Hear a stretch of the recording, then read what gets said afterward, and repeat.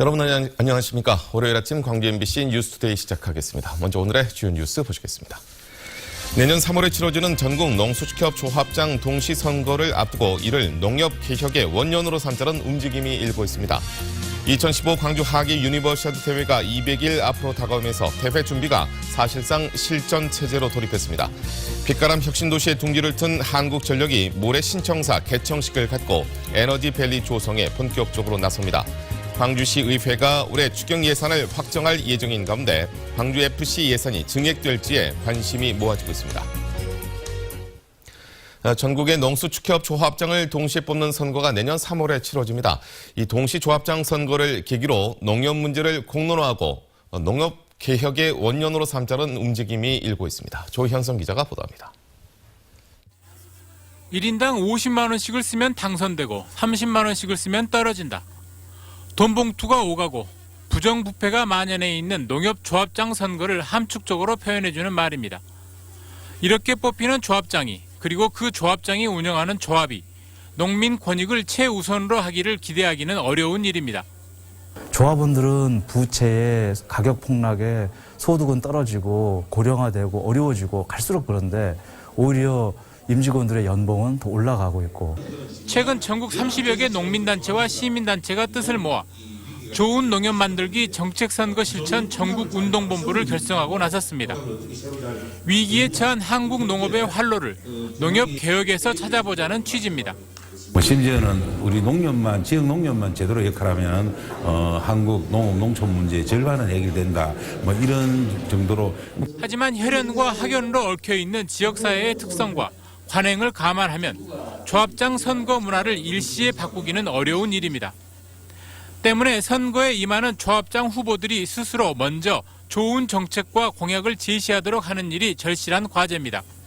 조합원들의 의견을 모으는 과정과 그것을 정책화시켜서 조합장 선거에 나서는 사람들이 자기 입으로 공약하고 다니게끔 만들게 하는 것.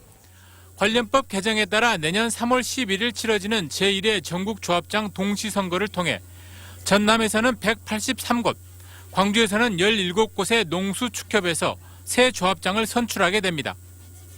MBC 뉴스 조현성입니다. 2015 광주 하계 유니버시아드 대회가 200일 앞으로 다가오면서 대회 준비가 사실상 실전 체제에 돌입했습니다. 조직위는 이달 말까지 현장 점검을 계속하는 한편 내년 3월에 첫 테스트 이벤트와 함께 본대회 리허설 체제로 전환을 앞두고 있다고 밝혔습니다. 테스트 이벤트는 내년 3월 골프를 시작으로 6월까지 총 16개 종목에 걸쳐 이루어집니다. 경기는 개막 하루 전인 내년 7월 2일에 수구와 축구를 시작으로 12일 동안 광주와 전남북의 경기장에서 570개 경기가 펼쳐집니다. 참가국은 초청장을 보낸 201개국 가운데 현재까지 101개국이 참가 의향서를 제출해 역대 유대회 중 가장 규모가 큰 대회가 될 전망입니다. 2015 유대회 선수촌 사용료를 둘러싸고 광주시와 재건축 조합이 소송을 준비하고 있는 가운데 광주경실련은 분쟁의 빌미를 제공한 공무원들을 징계하라고 촉구했습니다.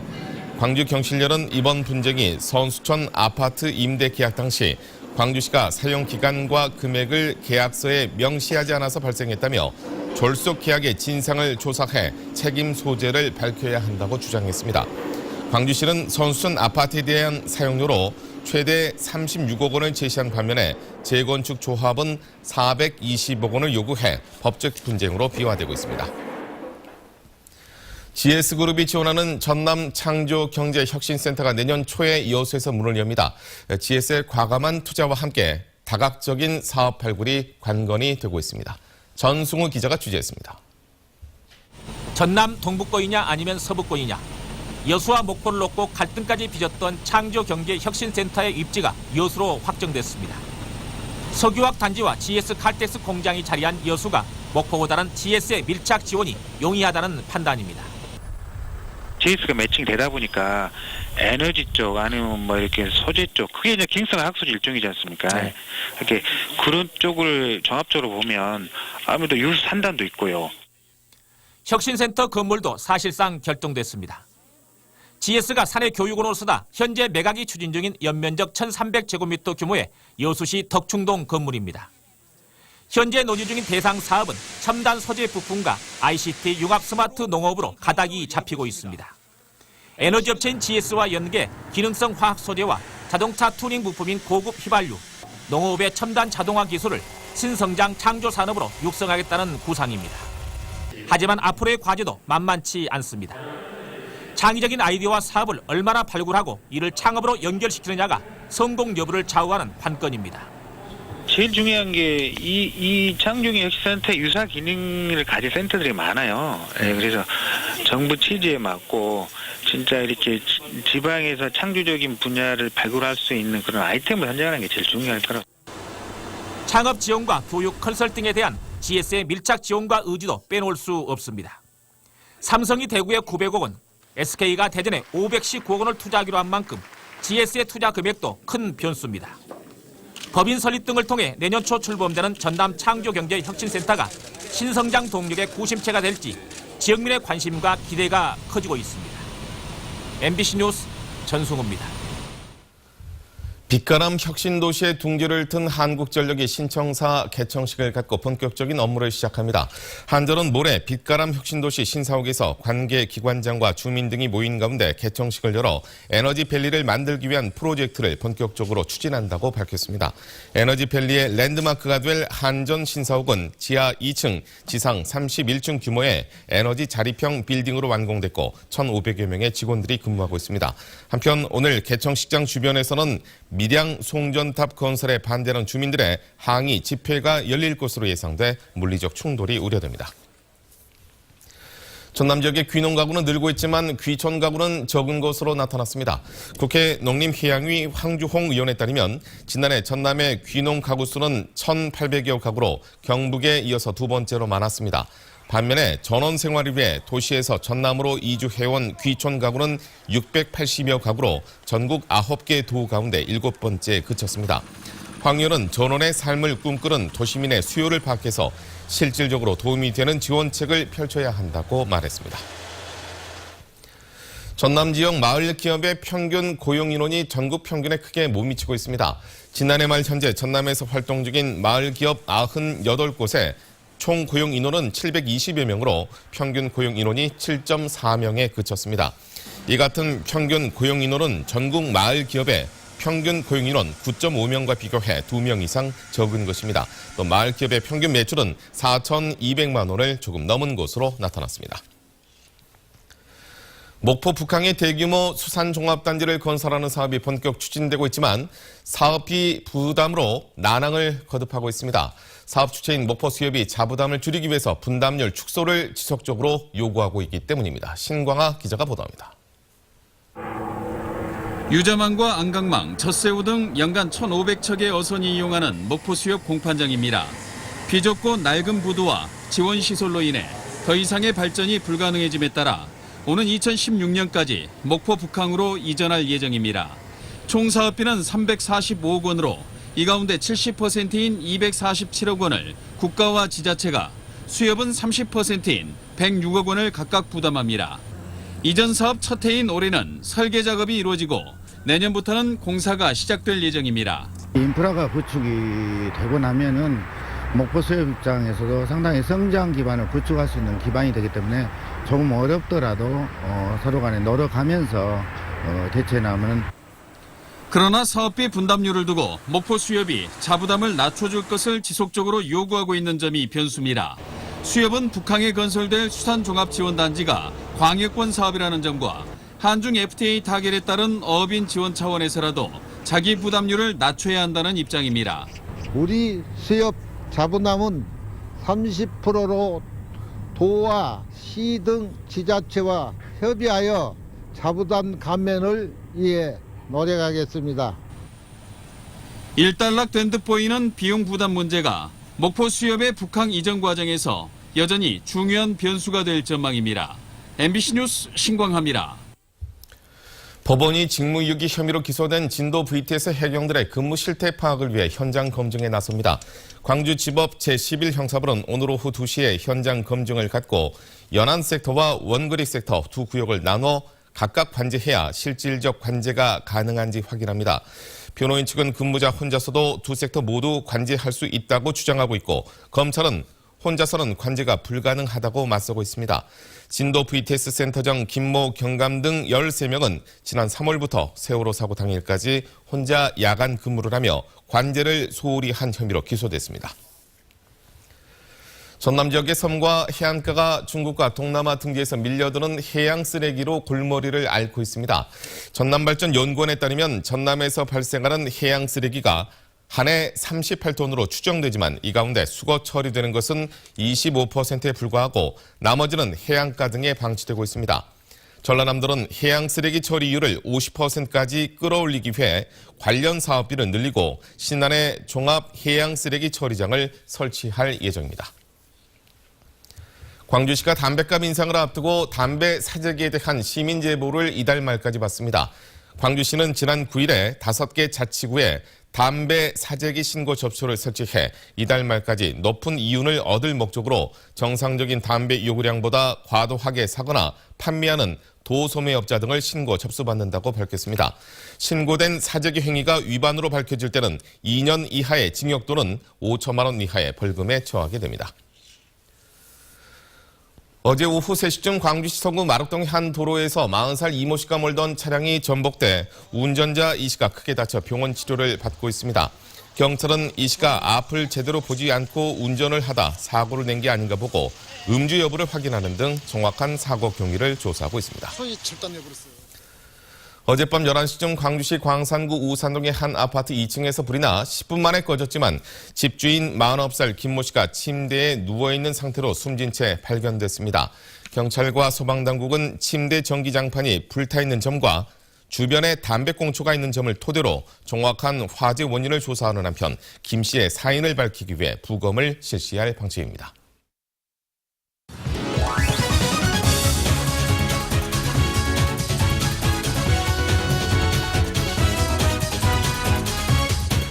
스포츠투데이입니다. 구례에서 3년 전 여자 씨름단이 탄생했는데요. 매년 정상급 실력을 선보이며 천하장사를 배출해내고 있습니다. 구례군 반달곰 씨름단을 만나고 왔습니다. 구례군청 반달곰 씨름단 화이팅! 천하장사 출신 두 선수가 모래판 위에 마주보고 섰습니다. 씨름 선수라고 하기에는 날씬하고 탄탄한 체격입니다. 여자 씨름은 체중 제한이 있어 선수들의 체격은 여느 여성과 크게 다르지 않습니다. 주무기인 들배지기로 상대를 넘어뜨리는 이 선수는 지난달 전국대회에서 천하장사를 거머쥔 조현주 선수. 유도 선수 출신의 조 선수는 지난해 8월 처음 삿발을 잡고 1년 만에 정상에 올랐습니다. 유도 생활하다가 한 16년 생활했는데 아무래도 이제 은퇴 생각할 나이고 해서 이렇게 그만할까 했다가 어떻게 뭐 우연찮게 계기로 씨름을 하게 됐는데 뭐 그냥 여기서 새로운 꿈을 찾아보고 싶어서. 올해로 창단 3년째인 구례군 반달곰 씨름단은 매년 전국대회에서 상을 휩쓸며 여자 씨름의 강자로 떠오르고 있습니다. 국내 유일이자 최초 여자 씨름 실업팀인 반달곰 씨름단의 선전에 다른 지역에서도 여자 씨름 실업팀 창단을 준비하고 있을 정도입니다. 하지만 여전히 여자 씨름 선수에 대한 편견이 선수들을 괴롭힙니다. 선수가 많지 않아 상대 선수가 부족하고 대회가 적다는 것도 어려움 중 하나입니다. 상대팀이 없어요. 우선은 동호회 출신들하고 선수들하고 하지만은 저희는 이제 계속 전문적으로 운동을 하기 때문에 기량 차이는 점차적으로 저희가 이제 나아질 거란 말이에요. 그 전에 상대팀이 좀 생겼으면 하는 바람입니다. 여자 씨름의 묘미는 마치 씨름 교본에서나 나올 법한 정확한 기술 씨름을 선보인다는 겁니다. 유연하고 아기자기한 기술을 볼 수 있어 남자 씨름과는 또 다른 재미를 줍니다. 도마의 신 양학선이 올 시즌 마지막 대회에서 금메달을 목에 걸었습니다. 양학선은 2014 도요타컵 국제 초청 체조 대회 출전해 도마 1차 시기에서 여투를, 2차 시기에서 로페즈를 성공하며 지난 2012년에 이어 이 대회 2연패에 성공했습니다. 양학선은 전날 마루 운동 8위, 링 7위를 기록했습니다. 지금까지 스포츠투데이입니다. 광주시 의회가 올해 추경 예산을 확정할 예정인 가운데 광주FC 예산이 증액될지 주목받고 있습니다. 광주시 의회 예산결산특별위원회는 오늘 오전 올해 광주시 2차 추가 경정 예산에 대한 심의와 개수 조정을 할 예정이라고 밝혔습니다. 이에 앞서 각 상임위원회별로 예산 심사를 마친 가운데 예결위원들이 광주FC 선수단 인건비와 승리수당 지급에 필요한 예산을 증액할 것인지 주목됩니다. 한편 광주FC는 일부 리그 승격에 따른 선수단 운영 비용으로 5억 원가량 추가 지원해 줄 것으로 요청했습니다.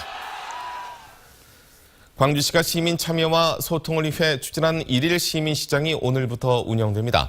첫날인 오늘은 4자녀를 둔 직장 여성 38살 양서진 씨가 1일 시장으로 광주시청에 출근해 윤장현 시장과 함께 주요 업무를 보고받고 하계 유대회 준비사항 점검 등의 시정 활동에 참여합니다.